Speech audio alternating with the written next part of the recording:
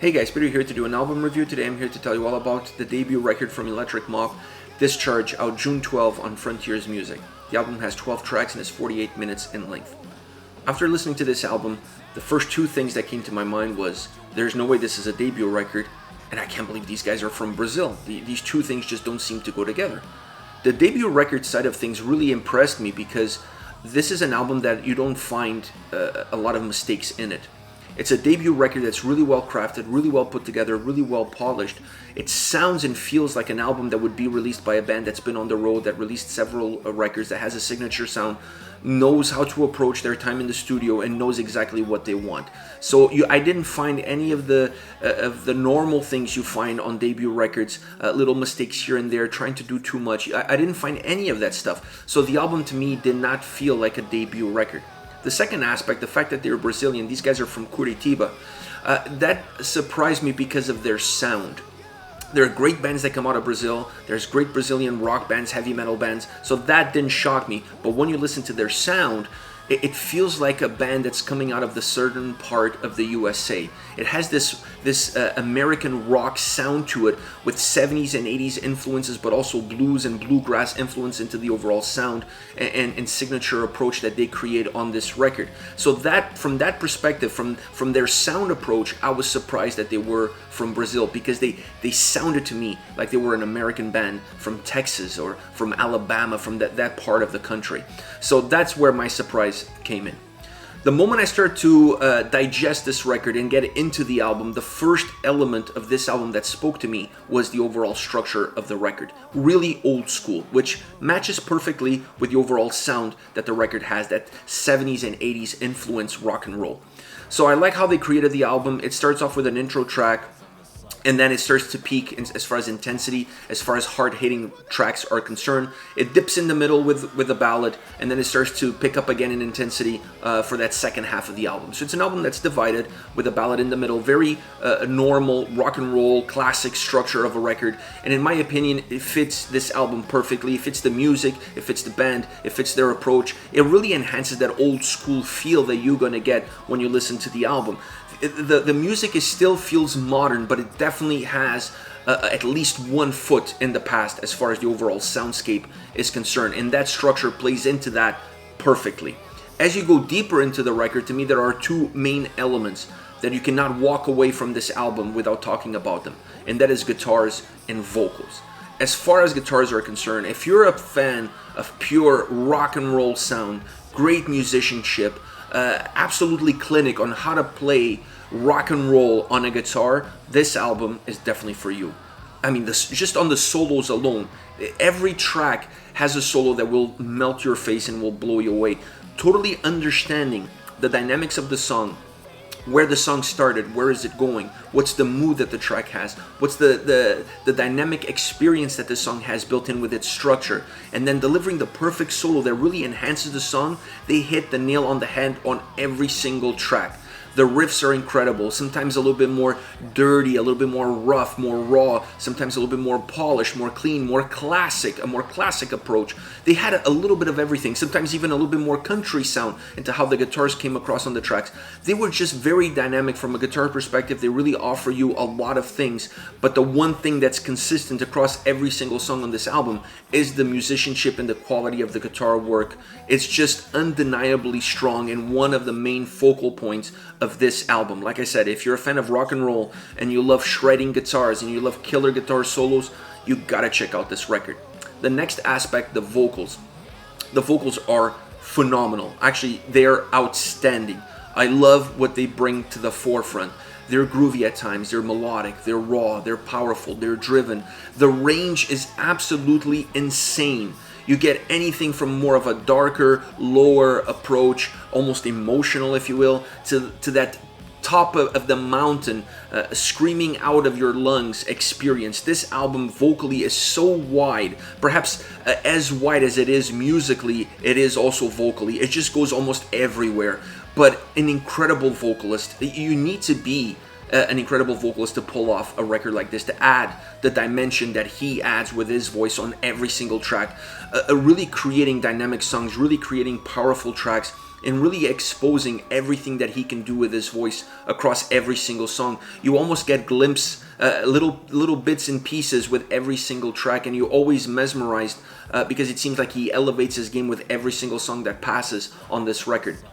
I also enjoyed some of the other nuances surrounding the vocal tracks by including some backup vocals, adding some layers to the vocal track to make it a little bit more, give it a little bit more substance, make it a little bit thicker, a little bit more powerful, to not take anything away from his range, to let him go as far up and as wide as he wants to go, but at the same time creating a little bit more heaviness to the way it sounds. And they did that with, like I said, backing vocals and layers to the vocal tracks in order to give that extra texture, that extra thickness that you needed. So I enjoyed that because they didn't do it a lot. They really allowed him to shine. They really allowed him to be one of the driving forces with the guitars on this record, but they knew exactly the songs that needed a little bit more substance, that needed something extra in order to really push this record to a much higher level. Overall, best debut rock album of 2020. This is not even up for discussion. I mean, there is no point on us having a conversation about which album is going to be the best debut rock album of 2020. This is it. I know it's still early in the year. We're halfway through. There's still a lot of other albums to come out. I don't see any album to be as good, as well crafted, as polished, as dynamic as this record. For a debut album, this record is absolutely outstanding. I know I keep saying that word, outstanding, and I'm going to keep saying it because that's exactly what this record is. I'm going to say it again. Best debut rock album of 2020 right here. As far as songs are concerned, I want to start off with Got Me Running, a song that it's really driven by the guitars and vocals. That happens almost on every single song, but in this track specifically, I really felt that they were the two drivers of the way this song and how this song moves forward. A song that has a heavy country blues vibe across the verses and chorus. It just really feels like a country song that has perhaps the rock knob turned all the way to 11. That's how this song is constructed. The chorus absolutely tears the roof off the song because of the way the vocals sound. The vocals just blow up the chorus. They just destroy everything. They obliterate everything around it really strong. And the melody behind it, the melody that the guitars have behind it, really enhance the vocals and really allow the vocals to explode. The verses have that same country blues vibe, but it feels a little bit more contained. It feels a little bit more restrained. It's not as wild as the chorus is. The chorus really has no restraints whatsoever. Following the second chorus, the solo is absolutely magnificent. It pulls the vibe, it pulls the mood, the atmosphere that the song has, and then it just expands on it, enhances it. And then it explodes onto the song as the song closes off. So the solo really takes you from the second chorus all the way to the end of the track. I love that. Very old school approach, but extremely well executed on this track. Next, Gypsy Touch, a heavier guitar-driven rock song. To me in this track, while the vocals still have a very powerful dominance across the song, I really felt that the track was definitely more driven by the sound of the guitars and by how the guitars come across. They add a little bit of soul, they add a little bit of edge, and then when the vocals come in, they add a little bit of groove and melody to the overall mix of this song. The layers in the backing vocals really work well. They add texture, they add volume, but they don't take anything away from the melody that the track has. The chorus turns, in my opinion, into an absolute anthem. This song really becomes an anthem.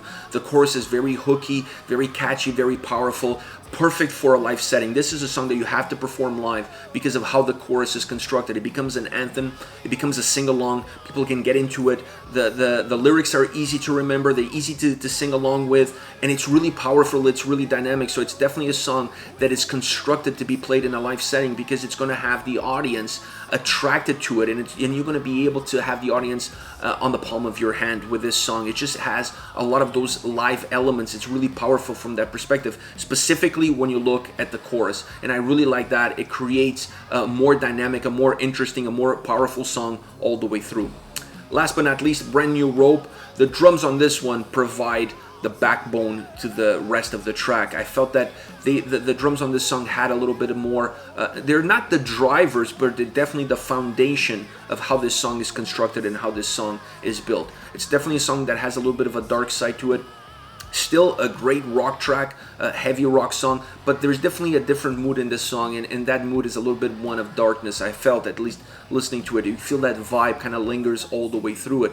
The vocal layers and the backing vocals really add volume and also darkness to the way the vocals are coming across, without making the song necessarily heavy, without taking anything away from the main vocal track. They do add a little bit of darkness. They add a different atmosphere to the way this song sounds. The song still has a lot of power, but that power has darkness built into it. So it's a very somber feel-like song. It's not as happy-go-lucky, a pure rock and roll party track. It has a little bit more of a introspective vibe in how it sounds and how it's put together, even in the lyrics and definitely in the vocal delivery. One of my favorite solos is on this track. I felt that it was absolutely magnificently done. It really captured the overall atmosphere that the track had. It captured the mood of the song. It captured that darkness that the song has, and then it enhanced it with melody. It really expanded upon it. It gave it a little bit of extra to it, and really allowed the song to feel slightly brighter, but still keeping within the same dynamic, still keeping within the same overall mood. Really well constructed song, really well delivered. This is it, guys. This is Electric Mob with Discharge. Once again, out June 12 on Frontiers Music. Let me know your thoughts on the band. Use the comment section below, and I'll be reading those and getting back to you. Take care, guys.